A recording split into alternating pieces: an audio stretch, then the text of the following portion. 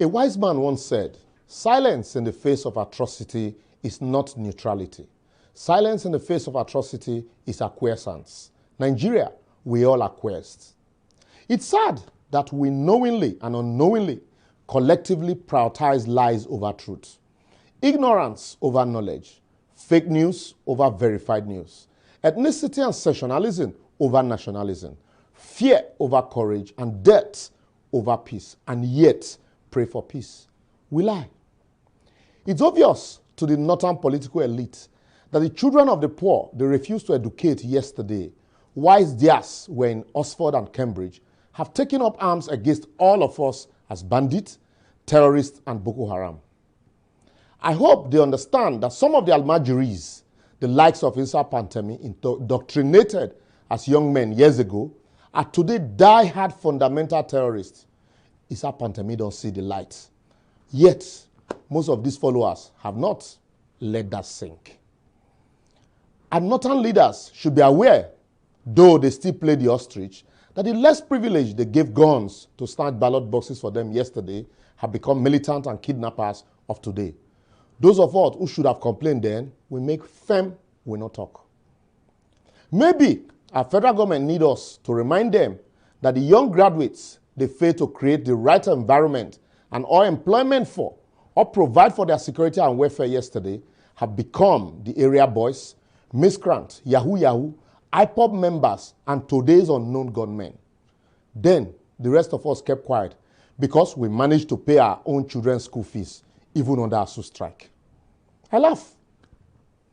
I dare not remind the current Minister of Defense, retired Major General Bashir Magaji, that those Nigerians it asks to protect themselves against bandits today, since it is obvious government can no longer protect them, would buy guns and become terrorists of tomorrow.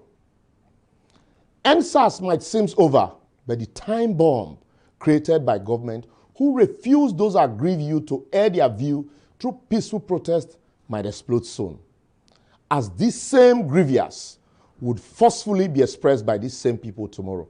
I know be prophet of doom, because if you have eyes, nothing really has changed as you can see.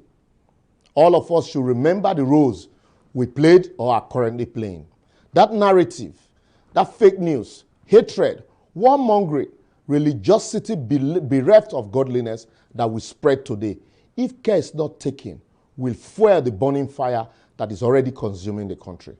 You can determine the beginning of the fire, but the extent can only be determined by the fire. If you like, relocate your family to London or Canada. And I most often wonder how President Buhari, his ministers, governors, and the country's leadership sleep at night while the people they swore to protect are being killed in droves, and the country they campaign vigorously to govern is burning gradually, overrun by killers, kidnappers, militant terrorists, secessionists, and warmongers without any sense of urgency to arrest the situation. Yet, some of you, they defend them.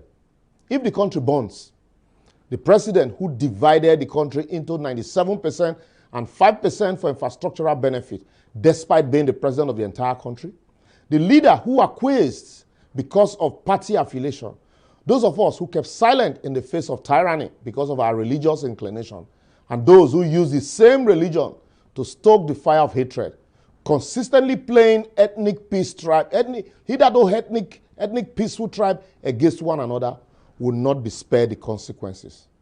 Even if you survive, remember, there is no big man or do you know who I am in refugee camp, and your certificates will be worthless. I tell you, we all will be casualties, as war does not determine who is right, but who is left among us. Those who started the war might not necessarily be those that will fight and die. The earlier we, government and the people, realize that Nigeria is for all of us to make or mar, the better. Because the problem they near pass as you the same. Now, those campaigning already for 2023 should be informed that until they collectively join hands to calm free nerves, fight the injustice in the land, correct the existing anomalies, tackle the insecurity, bring perpetrators to book, and refederate the country, I'm afraid there might be no country for them to govern, even in 2022, not to talk of 2023. Baba Clark, SAN, don't already talk, and said 6 months even though I do not agree with his solution though. My advocacy today, therefore, would be, it is time we start taking those decisions we all collectively failed to take yesteryears and are still failing to take presently, since that is what is hurting and tearing Nigerian along the lines of ethnicity, religion, cultural, and if care is not taken, war paths. We must correct those imbalance and injustice, not through press releases, but decisive and genuine step, cum reorientation. Nigeria, I say, does not need foreign boots from America to help fight insecurity. What she needs is a sincere government with the willpower to do the right thing. Once we redirect our leadership, our military will be re-energized to deliver on their mandate. And those agitating will have a sense of belonging and be happy to renegotiate our collective coexistence. Rather than use the negotiating table after the war, use it before, as there's always the table even before the war. What would you be remembered for?